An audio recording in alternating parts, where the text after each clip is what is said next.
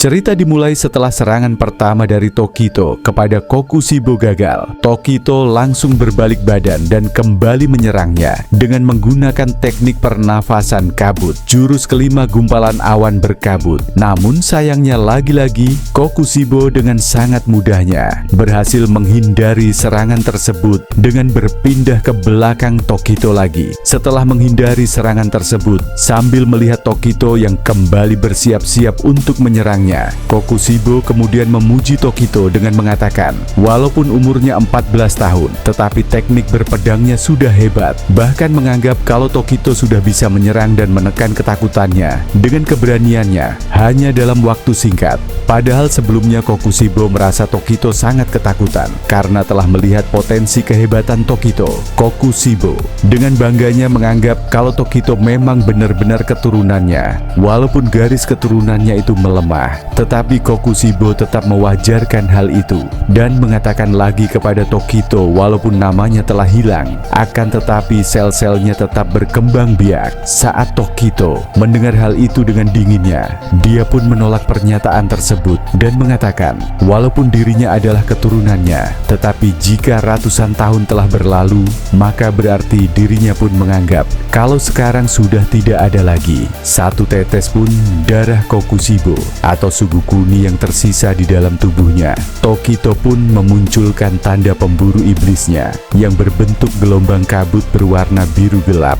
Tokito dengan tenang dan fokus langsung mengeluarkan teknik pernafasan kabut jurus ketujuh kabut tipis. Tetapi saat Kokushibo melihat teknik tersebut pada saat itu, dia merasa kalau dirinya belum pernah melihat jurus tersebut karena Kokushibo belum pernah melihat pengguna napas kabut sebelumnya yang menggunakan jurus yang digunakan Tokito sekarang. Saat Kokushibo melihat teknik tersebut, dengan cepat Tokito langsung berada di samping lehernya mencoba menebasnya. Namun Kokushibo pun berhasil menghindari tebasannya, sehingga hal itu membuat Tokito hanya menebas bayangannya. Walaupun gagal menebas lehernya, Tokito kembali berlari untuk menyerang. Kokushibo menganggap kalau jurus Tokito itu memiliki kecepatan yang unik. Bahkan Kokushibo merasa kalau dirinya sulit membaca pergerakannya dan menganggap kalau jurus tersebut adalah jurus untuk mengacaukan musuh. Lalu masih sambil melihat Tokito yang mencoba berlari untuk menyerangnya, Kokushibo menganggap kalau tekniknya cukup hebat, elegan, cantik, dan berasumsi kalau jurusnya ini adalah jurus yang Tokito ciptakan sendiri. Dia sambil bersiap-siap mengeluarkan pedangnya kalau dirinya juga harus mengeluarkan pedang untuk menunjukkan sopan santunnya. Sayangnya saat Tokito akan menyerangnya dengan cepat, Kokushibo pun langsung mengeluarkan pedang dan menebas tangan Tokito saat mencoba menyerangnya dengan menggunakan teknik pernafasan. Rembulan jurus pertama bulan hitam kuil di malam hari yang sangat kesepian, sehingga hal tersebut pun membuat Tokito terkejut sambil menahan rasa sakitnya, dan tangan kiri Tokito yang tertebas pun langsung mengalami pendarahan. Di sini Tokito pun menarik kain untuk mengencangkan lilitannya menggunakan giginya agar tidak mengalami pendarahan, dan sambil melakukan hal itu, Tokito pun mengetahui walaupun dia sudah berubah menjadi iblis, tetapi dia masih bisa menggunakan jurus pernafasannya. Bahkan Tokito pun menganggap kalau kecepatan Kokushibo itu juga sangat tidak normal. Di sini Tokito pun bersiap-siap mengangkat pedangnya dan berlari ke arah Kokushibo untuk mencoba menyerangnya kembali. Di sini Kokushibo mengatakan dalam hatinya dengan menganggap Tokito hebat, walaupun sudah kehilangan tangannya, tetapi dia tidak ragu-ragu untuk menghentikan pendarahannya secara langsung. Saat Tokito menyerang Kokushibo dengan menggunakan teknik pernafasan kabut, jurus keempat tebasan adeksi, dan saat pedangnya hampir mengenai leher Kokushibo, tiba-tiba Kokushibo pun dengan sangat cepat langsung mengambil pedangnya dan langsung menusukkan pedangnya itu ke pundak kanan Tokito dan menancapkannya di tiang. Kokushibo pun mengatakan kepada Tokito agar menjadi iblis, agar Tokito bisa berguna bagi orang itu, yang mana orang itu tersebut adalah Muzan. Dia mengatakan jika Tokito adalah keturunannya sendiri adalah hal yang mengejutkan bagi dirinya, merasa membuatnya tersentuh. Lalu Tokito sambil kewalahannya karena merasa sakit. Di sini Tokito hanya bisa terdiam sambil menahan rasa sakitnya. Kokushibo menyuruh kepada Tokito Tokito untuk tidak ada yang perlu ditakutkan dan terus mengajak Tokito untuk menjadi iblis, dan masalah lengannya yang terpotong Kokushibo masih bisa menyembuhkannya, dan juga hanya dirinya lah iblis bulan atas yang masih sanggup bertarung saat ini dan meyakini Tokito untuk menjadi iblis karena Kokushibo yakin kalau Muzan pasti akan menyambutnya. Kokushibo pun mengatakan kalau manusia adalah makhluk yang rapuh, dan sambil memperlihatkan Genya yang mengendap-endap melihat Kokushibo dari belakang. Di sini Kokushibo pun mengatakan kalau jika Tokito kehabisan darah atau jika Muzan tidak menerimanya dan Tokito mati, itu berarti Tokito sudah memang ditakdirkan mati. Dan Kokushibo pun menganggap kalau jika hal itu terjadi, maka hanya sampai sejauh itu saja usaha yang dilakukan oleh Tokito. Di sisi lain, dari belakang Kokushibo, Genya yang mencoba membidik Kokushibo dengan senapan langsung menembak. Akan tetapi Kokushibo dengan sangat cepat langsung menghilang dari hadapannya dan berada di belakangnya. Dia pun langsung merasa ketakutan, bahkan hingga dirinya tidak bisa bergerak. Dengan sangat cepat langsung memotong lengan kiri Genya. Tokito yang melihat hal tersebut berteriak memanggil Genya dan berusaha mencoba melepaskan tusukan pedangnya yang menancap. Tapi Genya mencoba berusaha menyerang balik dengan menggunakan pedang. Namun sayangnya tiba-tiba dengan sangat cepat Kokushibo memotong lagi lengan kanan milik Genya. Kokushibo menyadari sesuatu kalau Genya adalah pemakan iblis, dan setelah itu langsung memotong tubuhnya menjadi dua. Saat Tokito melihat hal tersebut, dia terkejut dan semakin khawatir kepada Genya. Tokito merasa kalau dirinya tidak bisa mencabut dan melepaskan pedangnya. Setelah dibelah tubuhnya sambil melihat Genya yang sekarat dan ketakutan, Kokushibo mengatakan kepada Genya kalau dulu sekitar 300 tahun yang lalu ada seorang pendekar pedang pemakan iblis seperti Genya, dan dia mati setelah dirinya membelah tubuh pendekar pedang tersebut, dan mengatakan kalau tidak ada alasan lagi untuk membiarkan iblis palsu seperti Genya untuk hidup. Sambil mencoba membuka pedangnya dan sambil memperlihatkan Genya yang berusaha menyambungkan kembali tangannya dengan sangat cepat, Kokushibo pun langsung melayangkan tebasan rembulan ke arah leher Genya. Namun tiba-tiba Sanemi datang dan langsung menangkis tebasan rembulan yang mengarah kepada leher Genya sambil mencoba menyerang Kokushibo. Tapi dengan cepat Kokushibo pun langsung melompat mundur mengambil jarak dan menyadari serangan Sanemi. Dia pun langsung mengetahui dan mengatakan kalau Sanemi adalah pilar angin. Sanemi yang mendengar hal itu, dia pun mengatakan kalau itu benar dan dirinya lah sang angin yang akan mencabik-cabiknya. Genya terkejut dan memanggil kakaknya yang telah menyelamatkan dirinya. Sanemi pun mengatakan kalau Genya benar-benar adik yang tidak bisa diharapkan, dan sambil memperlihatkan Genya yang terdiam mendengarkan perkataannya, Sanemi pun mengatakan lagi kalau alasan dirinya membunuh ibunya atau ibu mereka adalah karena itu semua demi melindungi Genya. Dan saat Genya mendengar pernyataan tersebut, tiba-tiba dia pun langsung teringat flashback perkataan Tanjiro saat arc pelatihan Hashira. Di sini Tanjiro mengatakan kepadanya kalau sebenarnya walaupun Sanemi sang Hashira angin marah besar karena Genya telah bergabung ke pasukan pemburu iblis, akan tetapi Tanjiro tidak mencium sedikit pun aroma kemarahan dalam diri Sanemi kepada Genya.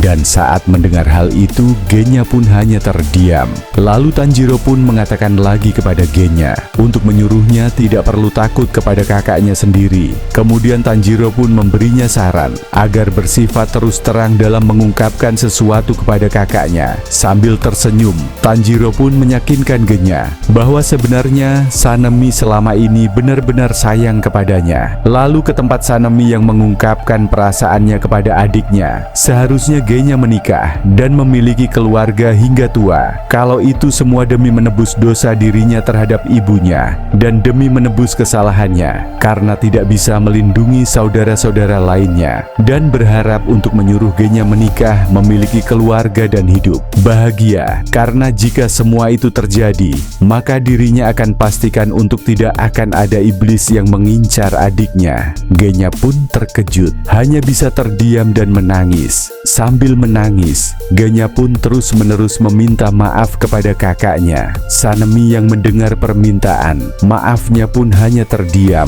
Lalu di sisi lain, Kokushibo yang melihat kejadian tersebut sambil bersiap-siap mengeluarkan pedangnya pun mengatakan kalau pemburu iblis bersaudara itu membuat dirinya teringat akan masa lalunya. Dan tiba-tiba Sanemi pun langsung marah besar terhadap Kokushibo sambil berteriak kepadanya dengan mencacinya karena telah membelah tubuh adiknya itu. Setelah itu dengan cepat Sanemi berlari menerjang ke arah Kokushibo. Kokushibo pun langsung mengeluarkan pedangnya melemparkan tebasan rembulan ke arah Sanemi. Akan tetapi karena kelincahannya Sanemi dapat menghindari serangan tersebut. Sementara itu Ge-nya dibuat terkejut oleh aksi Sanemi dan Sanemi pun mencoba menebas kakinya dengan teknik pernafasan angin. Akan tetapi dengan cepat Kokushibo langsung melompat menghindari serangan tersebut. Lalu di saat yang sama setelah Sanemi gagal menyerang kakinya dengan cepat tanpa jeda, Sanemi langsung menyerang kembali Kokushibo dengan menggunakan teknik pernafasan angin. Jurus pertama tebasan pusaran angin pasir seperti tornado vertikal sehingga serangan-serangan tersebut menghancurkan lantai dan dua tiang yang menghalangi serangan itu. Namun dengan mudahnya Kokushibo pun dapat menahan serangan tersebut. Karena hal itu Kokushibo pun terpaksa memperlihatkan pedangnya sehingga Tokito yang melihatnya sangat terkejut saat melihat pedangnya sedang menangkis serangan Sanemi. Sanemi melihat pedang katana milik Kokushibo. Sambil tertawa dia meledek pedangnya sebagai pedang yang menjijaikan karena bilah pedang Kokushibo dilapisi dengan daging yang memiliki banyak mata sehingga terlihat sangat menjijaikan bagi Sanemi. Dan saat dirinya beradu pedang dengan Sanemi,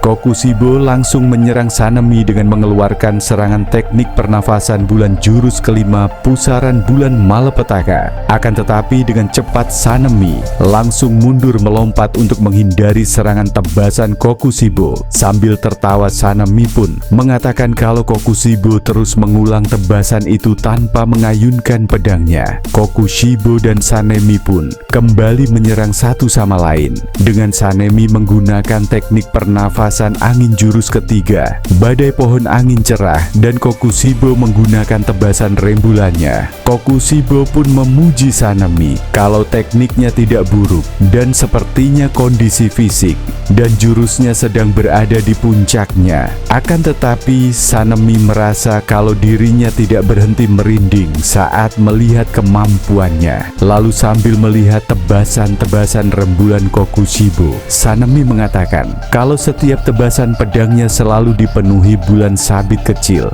ditambah lagi panjang dan ukuran tebasannya selalu berubah dan tidak memiliki bentuk yang tetap. Karena hal itu Sanemi pun menganggap wajar jika Tokito kalah darinya.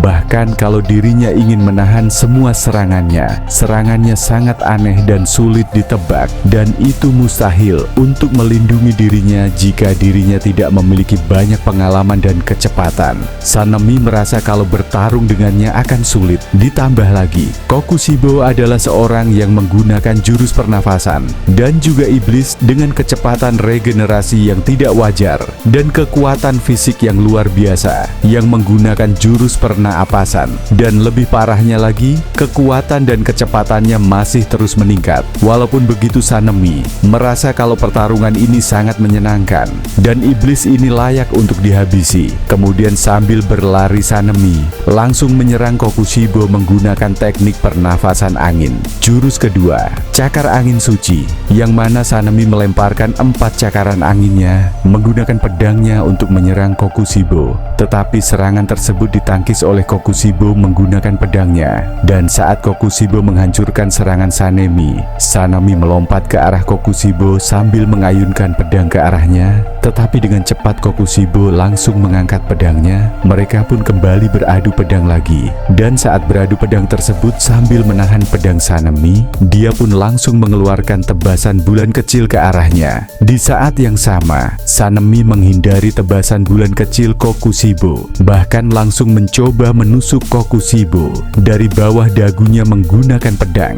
Tetapi, cepat Kokushibo menghindari serangan pedang Sanemi yang diarahkan kepadanya menggunakan kakinya. Kemudian saat Genya melihat aksi tersebut, dia pun terkejut melihat pedangnya tiba-tiba digunakan oleh kakaknya. Lalu mereka berdua pun kembali saling beradu. Serangan antara serangan angin milik Sanemi dan tebasan rembulan milik Kokushibo. Kokushibo merasa kalau Sanemi sampai saat ini masih bisa bertahan menghadapi jurusnya. Dan karena pertarungan ini Kokushibo pun merasakan suatu perasaan nostalgia yang membuatnya ingin mengerahkan segala kekuatannya. Sanemi yang menahan serangan Kokushibo pun sedang berusaha menahan serangan rembulan miliknya dengan sekuat tenaga, bahkan hingga hidungnya mengeluarkan darah. Dan saat Tokito yang masih tertusuk melihat hal tersebut, dia berteriak memanggil Sanemi karena kekhawatirannya. Dan Genya yang melihat hal itu dengan paniknya merasa khawatir kepadanya. Kemudian Sanemi mendorong dirinya untuk tidak boleh berkedip sekalipun, karena jika sekali saja dirinya melakukan kesalahan saat mengayunkan pedangnya,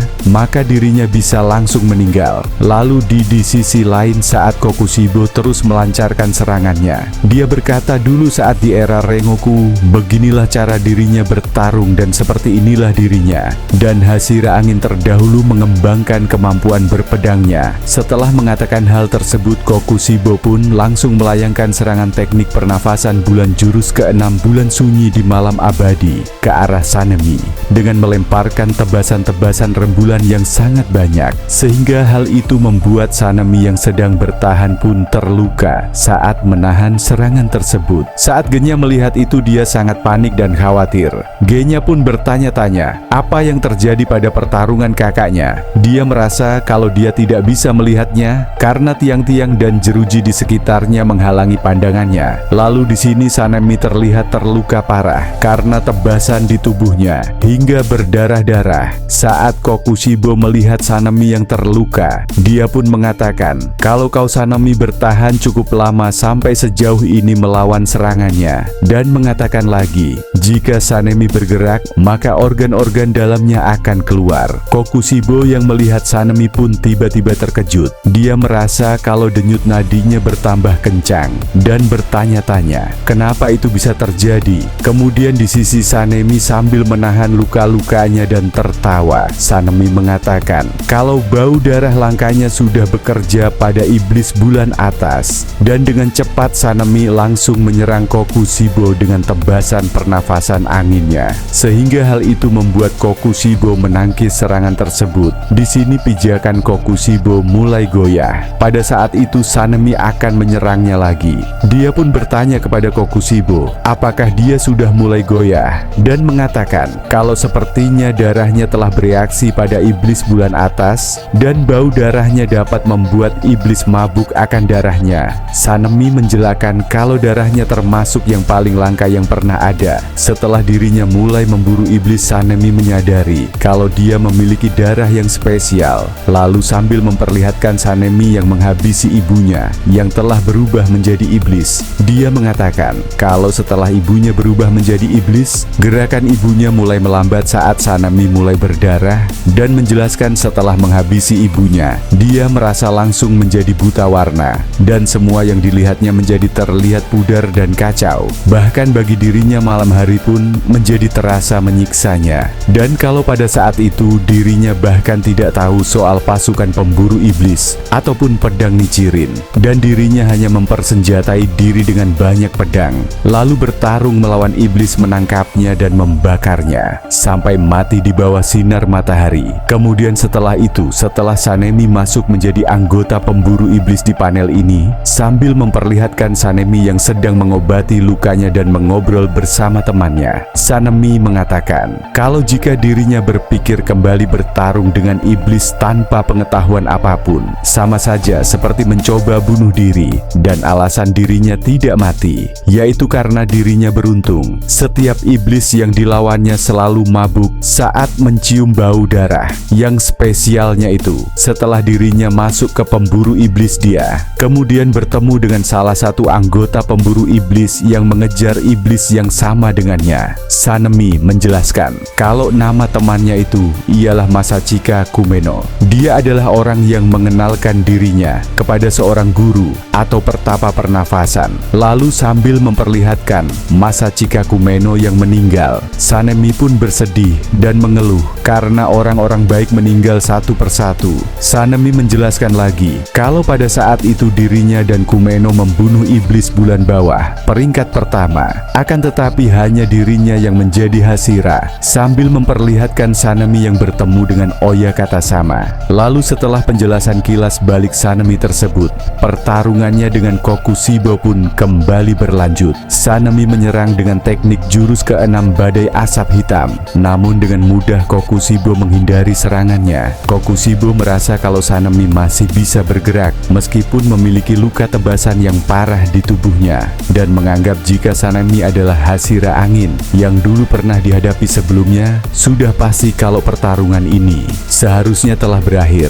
Bahkan Kokushibo merasa kalau Sanemi telah menghentikan pendarahannya sendiri dan bertanya-tanya apakah Sanemi membukukan darahnya dengan jurus pernafasan atau mencegah tubuhnya tercerai-berai dengan mengencangkan ototnya, karena dalam menghentikan pendarahan bukan hal yang bisa dilakukan manusia biasa. Setelah itu mereka berdua pun kembali beradu serangan hingga membuat Kokushibo terus mundur. Kokushibo mengatakan kalau dirinya sudah lama tidak merasakan sensasi ini dan menganggap kalau hal ini menyenangkan, apalagi dengan menggunakan darah yang langka. Dan Kokushibo yang berhenti menyerang balik pun tiba-tiba langsung menahan, menginjak bilah pedang Sanemi ke lantai dengan cepat saat Sanemi menyerangnya, membuat Sanemi ikut terjatuh. Kokushibo berhasil menjatuhkan Sanemi dengan menginjak pedangnya. Dia pun langsung melayangkan tebasan ke arah leher Sanemi. Namun di saat pedangnya hampir mengenai lehernya, tiba-tiba di sini langsung diperlihatkan kilas balik Sanemi saat pertemuan para Hashira dengan Oyakata sama sambil melihat Oyakata Asama. Sanemi menjelaskan kalau pada saat itu dirinya merasa marah padahal ada orang yang menderita di luar sana. Akan tetapi Sanemi merasa beberapa orang seperti Oyakata sama